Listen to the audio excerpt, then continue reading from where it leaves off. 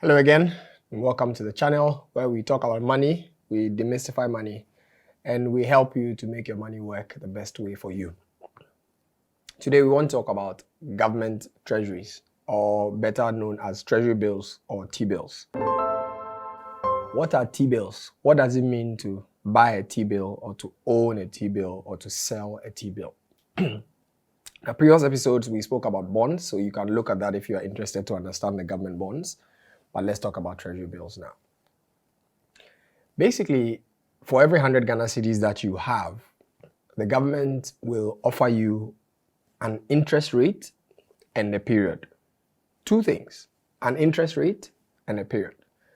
So government will take your 100 Ghana cedis and they will offer you an interest rate and a period. So for example, government will tell you the 91-day treasury bill is trading at 32% per annum.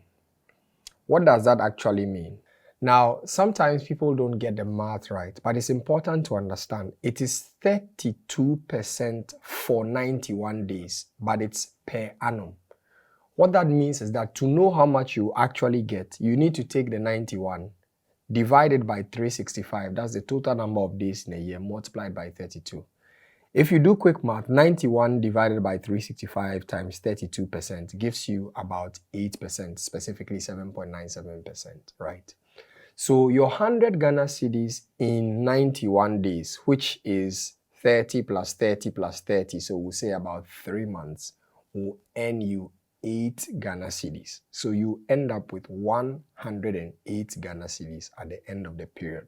This is how treasury bills works. It's very, very simple. Give me money, that's what the government says to you, and this is the interest rate you get on the money that you are giving to me.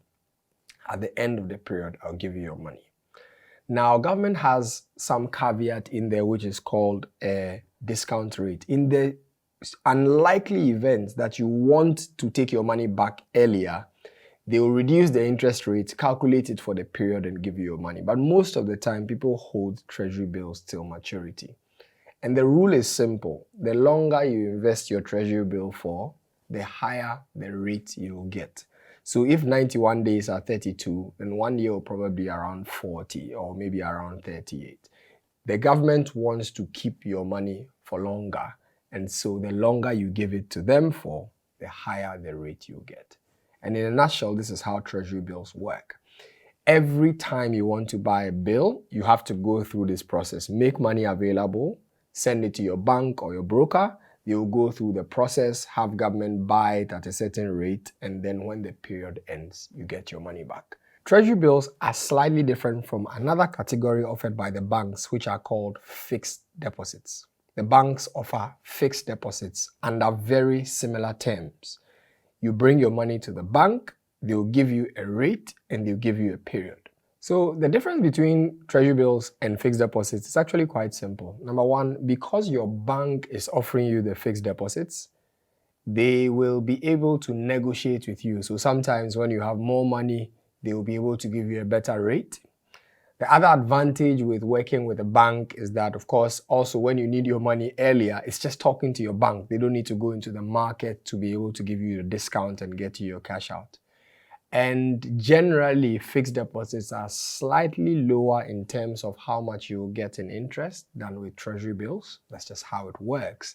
So that's really the difference between fixed deposits and treasury bills. It depends on what you want to do. It depends on how long you want to keep your money for. It depends on how quickly you want to be able to invest your money, and you make a decision. They are similar instruments. One is issued by the bank and the other is issued by the central government. So that's all for T-bills. As usual, remember, money grows steadily, money grows slowly. Be like the ant. Continue to build until you have a mountain. Have a good one.